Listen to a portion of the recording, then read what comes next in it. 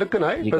ቅድም እህታችን ስትል ስለነበር ብዬ ነው። እኔንም አላወቀችኝም። አሁን እኔ ሐዋርያ ቸርች ሜምበር አይደለሁም እንትን አይደለሁም፣ ግን ትምህርቱ እውነት ስለሆነ በእውነት ላይ እውነትን ነው የምንናገረው። በቃ አለቀ።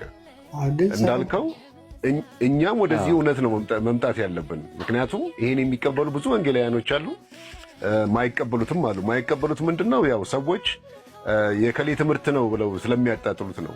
እና ማንም ሰው ሴጣንም ቢሰብከው ይሄን ትምህርት የእግዚአብሔር ቃል ስለሆነ ይቀበለዋል። ሴጣን ስለሆነ አልጥሎ መዝሙር 91ን ሴጣን ስለተናገረው እኮ የእግዚአብሔር ቃል አይደለም ማለት እኮ አይደለም። የእግዚአብሔርን ቃል እኮ ነው የጠቀሰው እኮ። ስለዚህ ሴጣን ስለተናገረው ብቻ የእግዚአብሔር ቃል አይደለም ብለን ልንወስደው አይገባምና አንዳንድ ጊዜ ትምህርቱ የእግዚአብሔር ቃል ላይ የተቀመጠ እውነት ከሆነ ሁላችንም የመቀበል የማመን ግዴታ አለብን ለማለት ነው። ቴንኪው። ይቅርታ ፓስተር ስለገባው ይቅርታ። ጌታ ኢየሱስ ይባርክ። ለምንድን ነው ይሄንን ያልኩት መሰለ? በተጨባጭ አንድ ጊዜ ስሙን መጥራት አልፈልግም፣ በጣም ታዋቂ አስተማሪ ነውና ይሄንን ጉዳይ ከመሰረቱ ሲናገር ሰምቻለሁ። ከመሰረቱ በአስተምሮቱ የወደድነው ሲነሳ የወደድነው አስተማሪ ነው ስናየው ስናቀው። ከዛ በመሃል ደግሞ የሆነ ጊዜ ላይ ትምህርት ተቀየረና ኢምፐርሰን አገኘሁት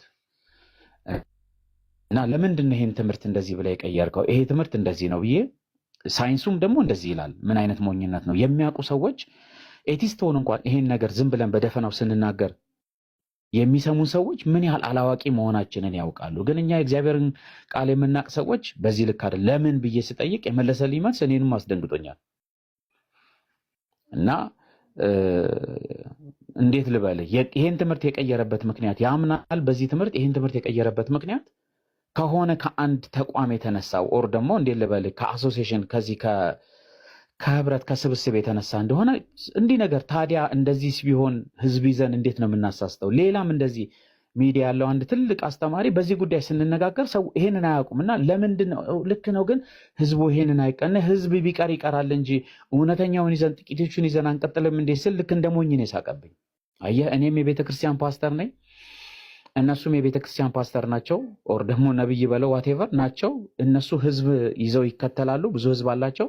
እኛ ግን ብዙ ህዝብ የለንም። ብዙ ሰው ነው የሚጠራጠረን በትምህርታችን። ግን አብዛኛው እኔ ያለሁበት እንደው አሁን ማህበራትን ብትል የህብረትም የእንትንም ብቻ መሪ ነን ብቻ በዚህ ይሄ ነው አልልህም።